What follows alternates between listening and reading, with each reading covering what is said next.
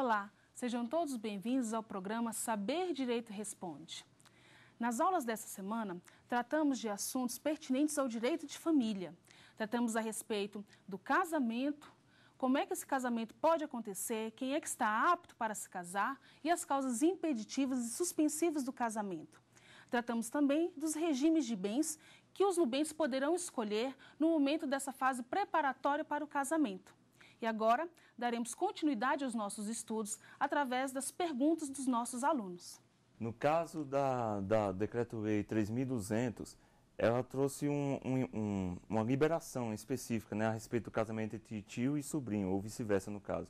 Estabeleceu nesse caso um critério médico, né, especificando quando, se for positivo esse critério, o casamento seria deferido. Esse raciocínio ainda se aplica no Código Civil de 2002, em relação aos impedimentos trazidos pelo artigo 1521? Quanto a essa questão do casamento entre tios e sobrinhos e vice-versa, é uma temática muito discutida dentro do ordenamento jurídico brasileiro. Por quê? O decreto 3.200, ele traz como requisito para poder legitimar esse casamento entre tios e sobrinhos um quesito técnico, ou seja, um parecer médico, um laudo médico que ateste a compatibilidade consanguínea entre tios e sobrinhos. Isso por quê? Porque o direito ele quer evitar malformações naquela prole que pode advir dessa união.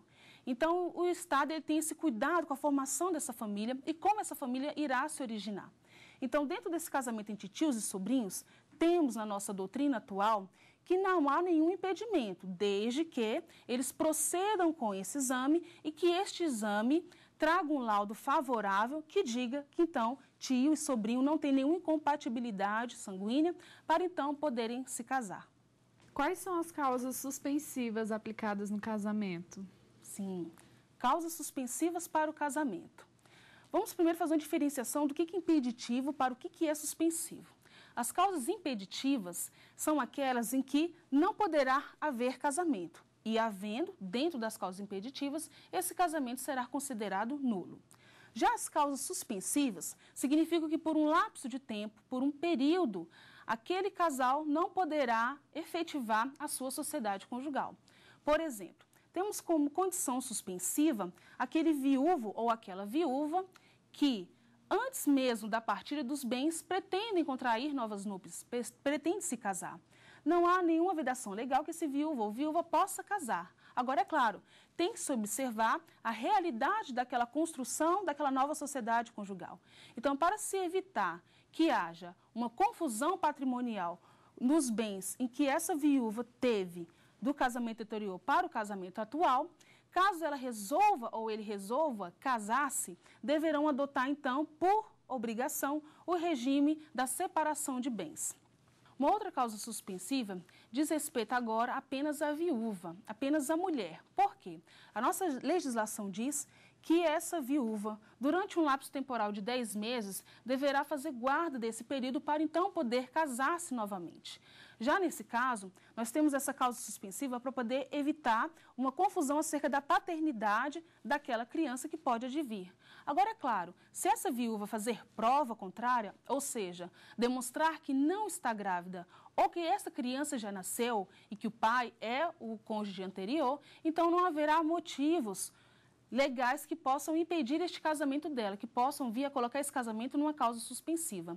Então, as causas suspensivas, na realidade, elas não vão importar na nulidade ou anulação do casamento. A única consequência que ela terá eficazmente naquela sociedade conjugal é a imposição do regime da separação de bens. Então, se a pessoa que possui uma causa suspensiva pretende ainda assim contrair novas núpcias, casar-se novamente, ela deverá então se adequar ao regime da separação de bens que será imposto a ela em razão dessa causa suspensiva. Agora, é claro, se ela tem uma causa suspensiva e essa causa suspensiva cessa, então aí ela pode casar-se novamente e escolher o regime que melhor se adeque à realidade do casal. Uma vez que o Supremo Tribunal Federal recentemente reconheceu os mesmos direitos, no caso de uniões estáveis entre pessoas de sexos diferentes, o Supremo reconheceu esses direitos, as uniões estáveis homoafetivas. Já é possível falar em casamento entre essas pessoas no nosso Brasil, no nosso ordenamento? Perfeito. É possível falar-se em casamento de pessoas do mesmo sexo, homoafetivas? Sim, é possível. Nós temos esse permissivo legal desde 2013, através da Resolução 175 do CNJ, do Conselho Nacional de Justiça. Essa resolução coloca uma obrigação, dá uma nova diretriz aos cartórios para que esses cartórios não neguem o casamento civil de pessoas do mesmo sexo. E também essa mesma resolução traz para nós que aquele casal homoafetivo que estava na condição ali de união estável, ele possa pedir a conversão dessa união estável em casamento. E uma vez convertendo a união estável em casamento ou diretamente, de acordo com esse nosso novo dispositivo a ser aplicado para esse tipo de relacionamento, existe a possibilidade sim do casamento. E este casamento surtirá os seus efeitos legais, tal como o casamento heteroafetivo. Levando em conta a liberdade, né, que tem sido colocada no Código Civil atualmente, principalmente em relação aos regimes de bens dos casamentos, né, muitos casais às vezes têm essa necessidade de buscar uma realidade que se adeque, né, melhor às suas necessidades.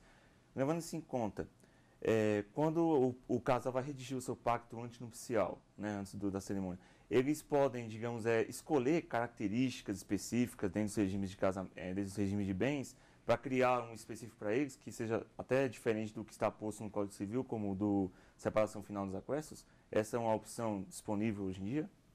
Sim. Quando se trata de regime de bens, nós temos uma variedade na nossa legislação desses regimes. Nós temos a comunhão universal de bens, a comunhão parcial de bens, a participação final nos aquestos e a separação de bens. Esta poder ser obrigatória, também denominada de legal, ou convencional.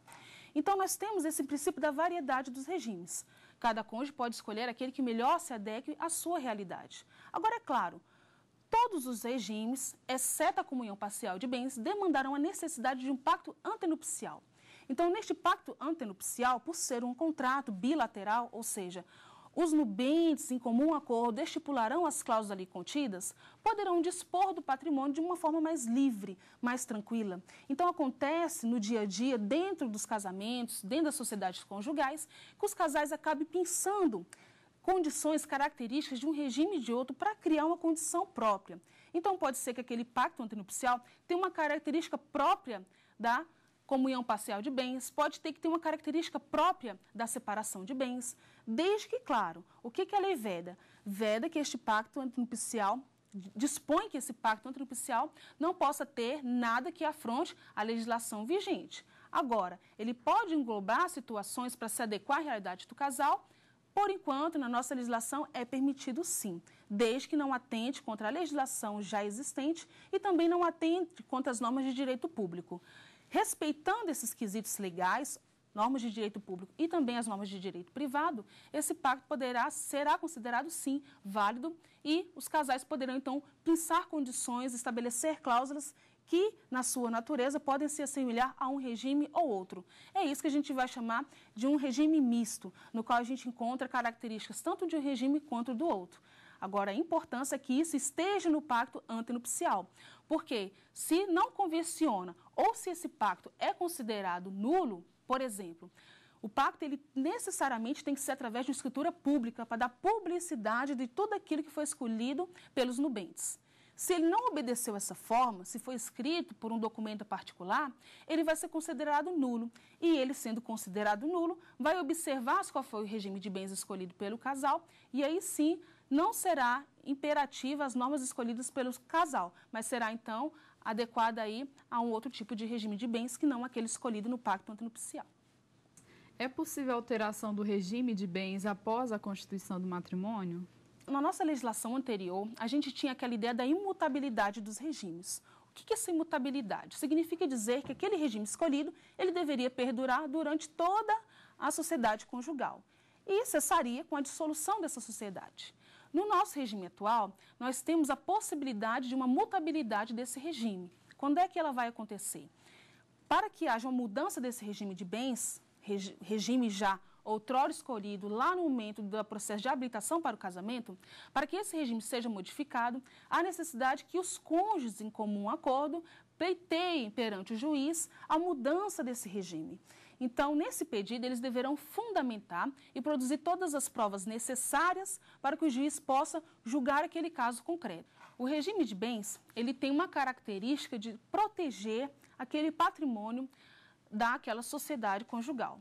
Então, quando se fala numa mutabilidade, significa que aquelas normas que imperavam na direção daquele regime de bens, daquela sociedade conjugal, irão ser alteradas consecutivamente. Quando há essa alteração, precisa-se ter em mente que essa alteração ela não vai ter implicância unicamente na sociedade conjugal, mas poderá ter implicância perante terceiros. Então, para resguardar os direitos tanto do casal quanto de terceiros, essa mutabilidade é possível desde que preencha alguns pré-requisitos legais. E nesses eu destaco a necessidade do pedido bem formulado, bem fundamentado e a produção de todas as provas que demonstrem que o interesse do casal não é modificar e nem atentar contra direitos de terceiros, mas sim apenas adequar o regime de bens à realidade daquela sociedade conjugal. Agora nós vamos para um rápido intervalo e já voltamos com o Saber Direito Responde.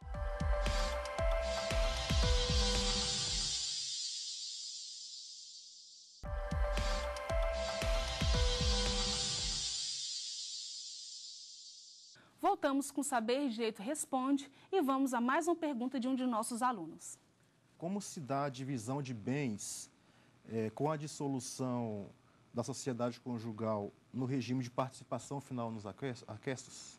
Interessante. Esse regime da participação final nos aquestos é um regime que não é muito conhecido pela nossa sociedade. Só que é um regime muito tranquilo. Por quê? Durante a vigência dessa participação final nos aquestos, teremos ali, então, características de uma separação de bens. Então, durante a constância do casamento, cada cônjuge poderá dispor livremente daquele patrimônio que possui. Agora, uma vez encerrada essa sociedade conjugal, encerrado esse regime de bens, então deverá se apurar os aquestos. Então, como é que esses aquestos serão apurados? Durante a sociedade conjugal, cada cônjuge vai dispondo livremente do patrimônio que possui. Caso esses cônjuges resolvam, então, por fim a sociedade conjugal, deverão, então, fazer o levantamento desses aquestos. E esse levantamento vai acontecer quando, então, cessada a convivência deste casal. A participação final nos aquestos implica no seguinte: todo aquele patrimônio, e aí que entra um ponto interessante, porque vai entrar, então, na minha ação o patrimônio adquirido tanto por um cônjuge, como aqueles patrimônios que foram constituídos por ambos. Ou seja, faremos a meação daquele patrimônio que foi constituído tanto pela esposa quanto pelo esposo e no final também haverá a meação do patrimônio que foi constituído em comum esforço do casal. Então, a participação final nos aquestos ela tem duas características. Na constância do casamento, ela se assemelha à separação de bens e quando é encerrado essa sociedade conjugal, ela tem característica da comunhão parcial de bens. Então, tudo aquilo que for produzido será, então, meado entre os cônjuges de forma igual. No tocante à comunicabilidade que existe, a depender do regime de bens, essa comunicabilidade, ela poderia englobar até mesmo valores que um dos cônjuges venha a receber a título de danos morais, indenizações trabalhistas e afins? Sim. A depender, então, da escolha dos nubentes pelo regime de bens, pode ser que esse regime comporte numa absoluta comunhão de patrimônio. Então, a gente tem um exemplo, inclusive, de alguns julgados, que diz o seguinte: se algum daqueles consortes, se algum daqueles cônjuges, no decorrer daquela sociedade conjugal, interpôs uma ação, e dessa ação adveio, então, a possibilidade de uma indenização, ou pode ter sido uma reclamação trabalhista que adveio, então, aí verbas rescisórias. Dessas ações que foram interpostas aí nessa constância do casamento, existe uma parte da doutrina e também da nossa jurisprudência que entende que, a depender do regime de bens, esses valores serão sim comunicados. Agora, é claro, tudo isso vai depender do regime de bens escolhidos pelos cônjuges antes de efetivada a sociedade conjugal. Então, o período ali da fase de habilitação para o casamento é o período no qual se escolherá o regime. E a depender do regime escolhido, então, pode ser que esses proventes, que esses valores adquiridos aí, então, depois através de um processo judicial, possa sim ser comunicado entre os cônjuges. Se na constituição do casamento o casal não tiver estipulado o regime de bens, ou seja, ela nula ou ineficaz, qual regime vigorará? Suponhamos que aquele casal não estipulou qual era a pretensão de regime que pretendia escolher, ou mesmo estipulando, foi considerado nulo e eficaz por alguma razão. Nestes casos, a nossa legislação civil vai dizer que, então, o regime que vigorará para aquele casamento será o da comunhão parcial de bens, por entender que a comunhão parcial de bens ela tem uma natureza mais justa, ou seja, comunicar-se-á todo o patrimônio adquirido na constância daquele casamento. Então, quando não há escolha, ou essa escolha é considerada inválida ou nula por alguma razão especial, que aí vai depender do caso concreto, então a nossa legislação coloca que para esses casos específicos será considerado para fins de direito, fins patrimoniais, o regime da comunhão parcial de bens. O que se deve fazer para excluir um bem doado ou herdado da comunhão de bens do casal? Quando a gente fala dessa questão da doação, de um direito de herança, a gente tem que ter em mente qual é a natureza desse direito, como é que esse bem veio incorporar ao meu patrimônio. Por exemplo, quando a pessoa tem um interesse em fazer uma doação, esse interesse traz uma característica personalíssima. Quando eu quero fazer uma doação, eu quero fazer uma doação para uma determinada pessoa. Então, dependendo do regime de bens dos cônjuges, e claro, observado tudo aquilo que está disposto no pacto antenupcial, pode ser que os cônjuges resolvam, então, abrir mão disso daí, deixar que se comuniquem todos os bens, inclusive doações. Agora, é claro, para cada caso concreto deverá ser observado, principalmente dependendo do regime de bens. Quando se fala em doação e herança, por exemplo, no regime da comunhão parcial de bens, essa doação e essa herança não irá se comunicar. Por quê? Porque a característica própria desse regime é justamente a comunhão, a comunicação dos bens a partir da data do casamento. Então, os bens que a pessoa já possuía, com ela permanecerão. Entende-se que esses bens que ela já possuía possa ser uma herança, por exemplo. Então, essa herança, via de regra, não será comunicada neste tipo de regime de bens. Então, tratando-se de doação e tratando-se de herança, deverá ser respeitado o regime de bens escolhido pelo casal e também as disposições do pacto antenupcial, para verificar se esse casal adotou uma alternativa diferenciada da lei. Desde que essa alternativa não atente contra a legislação civil e nem contra normas de direito público, ela será considerada válida. No tocante à situação do terceiro em relação ao matrimônio firmado, como fica a situação dele quando ele celebra um negócio jurídico com um dos cônjuges que assumiram, que firmaram esse casamento, havendo um caráter suspensivo, uma condição suspensiva, sendo que o terceiro não tem ideia disso e celebrou o negócio jurídico nessa escuridão, sim? Sim. Então, neste caso, a gente vai ter uma peculiaridade no que diz respeito a esse tipo de negócio que esse terceiro pactuou. Porque, como já dito, as causas suspensivas elas não vão importar na nulidade daquele casamento, mas apenas irá colocar uma obrigação de que o regime seja da separação de bens. Então, aquele terceiro que se sentir lesado por qualquer dos cônjuges que está nessa condição, ou seja, se casou com a causa suspensiva, por consequência, o regime de bens ali adotado é o regime da separação de bens. E por ser um regime de separação de bens, aquele terceiro, no momento em de intentar uma cobrança, uma ação judicial, deverá levar em conta que uma futura execução, caso a sentença lhe seja favorável, vai ficar restrita ao patrimônio daquele cônjuge. Por exemplo, se foi o companheiro que causou uma lesão a um terceiro, então essa lesão será paga, será liquidada através de um processo de execução, caso ele tenha ganho de causa, com o patrimônio apenas daquele marido. Então, como existe uma separação de bens para essas pessoas que estão em causas suspensivas, essa separação de bens vai retirar, então, a possibilidade de se adentrar no patrimônio daquele cônjuge que não fez parte daquele ato ilícito jurídico. A alienação de bens feitas por um dos cônjuges em regime de separação de bens precisa de vênia conjugal? Questão da vênia conjugal. Olha que interessante. O que a nossa legislação e nossa doutrina trata a respeito desse assunto? Quando fala-se em com casamento com regime de separação de bens, tem-se em mente, a princípio, a incomunicabilidade do patrimônio desse casal. Porque, por óbvio, eles estão naquele regime de separação de bens. Então, cada um vai administrar os bens próprios da maneira que melhor lhe convier. Agora, é claro, dentro dessa separação, nós temos duas questões colocadas tanto pela nossa doutrina como pela nossa jurisprudência, que é a possibilidade de uma separação legal, também chamada de obrigatória, e também a separação convencional, aquela em que o casal escolhe no momento ali da preparação para o casamento, da fase de habilitação para o casamento.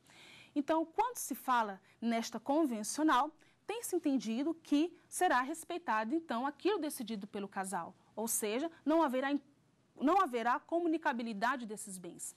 Agora, se foi uma separação legal, também denominada de obrigatória, aí nós temos uma outra questão a ser ventilada, que é a súmula 377 do Supremo Tribunal Federal.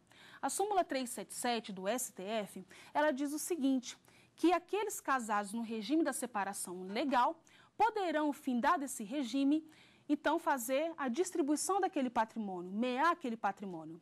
Então, quando se fala da disposição dos bens, é interessante se ater a que tipo é. No caso mencionado na pergunta, estamos falando do regime da separação de bens. Então, no caso concreto, deverá se verificar se essa separação ela veio de uma forma impositiva, ou seja, veio de uma forma legal, obrigatória, ou se ela simplesmente foi convencionada pelos nubentes. Porque se ela foi convencionada, escolhida em comum acordo pelos nubentes, inclusive tendo lá o pacto antenupcial, aí sim será observado a escolha, então, deste casal. E, neste caso, da separação convencional, não haverá a comunicabilidade dos bens. Com relação aos impedimentos em relação ao casamento, eu gostaria de saber que tipo de impedimentos podem ocorrer e como se pode classificar esses impedimentos. A nossa legislação coloca assim, não podem casar. E aí ela começa a narrar quais são as causas que podem ocasionar um impedimento. Então, a primeira delas que a nossa legislação civil trata é casamento com descendente e ascendente. E sendo descendente e ascendente, a gente está naquela figura de pai e filho, a famosa história do incesto. Então, por uma questão até mesmo moral, porque o nosso direito ainda tem muitas características do direito canônico, a nossa sociedade ainda tem uma certa repulsa ao casamento feito com ascendente e descendente. A exemplo, nós temos aquela história mitológica de Édipo, que depois de assassinar a mãe, depois de assassinar o pai, desposa sua mãe. Então, há muito tempo a sociedade já tem uma certa repulsa para isso. O nosso código, inclusive, quando vai falar dos impedimentos para o casamento, é o primeiro que ele trata, dizendo que são impedidos para casar os ascendentes com os descendentes. Quem mais, então, está impedido para o casamento? O adotante com o cônjuge do adotado. Então, se a gente nós precisamos observar dois elementos importantes. Primeiro deles, o parentesco se deu de que forma? Foi de forma por afinidade ou foi de uma forma civil? A exemplo, a adoção. Então, aquela pessoa, quando adota, aquela criança passa a ser filho. Então, sendo filho, por óbvio, não vai poder futuramente casar-se com esse filho. Um outro impedimento que também tem-se diz respeito aos parentes afins. Então, quem são os nossos parentes afins? São aqueles parentes que entram para a nossa família através do casamento, ou seja, prováveis enteados ou enteadas e também sogro e sogra. Então, esses parentes denominados pela nossa legislação como parentes afins, nós temos também uma vedação, um impedimento para o casamento com estes. Daí aquela velha história de dizer que sogra é para sempre, porque mesmo havendo a dissolução da sociedade conjugal, não vai ser possível, então, que o ex-genro se case com a ex-sogra, porque, na verdade, esse vínculo irá permanecer. Então, nossa legislação procurou colocar lá nas causas de impedimento do casamento, inclusive, que importa a nulidade daquele ato, todas essas questões de ordem, além da ordem jurídica, também trazem essa ordem moral, essa ordem que a sociedade impõe como sendo um costume, como sendo uma ordem para ser seguida, então, de forma moralista. Então, esses impedimentos importarão na nulidade daquele casamento. Agora, é claro, diferentemente das causas suspensivas, que uma vez cessadas, poderá, então, aquele cônjuge que estava nessa condição de suspenso, poderá, então, se casar. Nas impeditivas não há possibilidade desse casamento por uma incompatibilidade, uma vedação da nossa legislação civil. Encerramos o nosso Saber Direito Responde. Agradeço a ilustre presença dos nossos estudantes e também agradeço a você, telespectador, por ter nos assistido. Espero ver-nos numa nova oportunidade e obrigada. Tem dúvida sobre o assunto? Mande um e-mail para nós, saberdireito@stf.jus.br. Você também pode estudar pela internet, é só acessar o site www.tvjustiça.jus.br.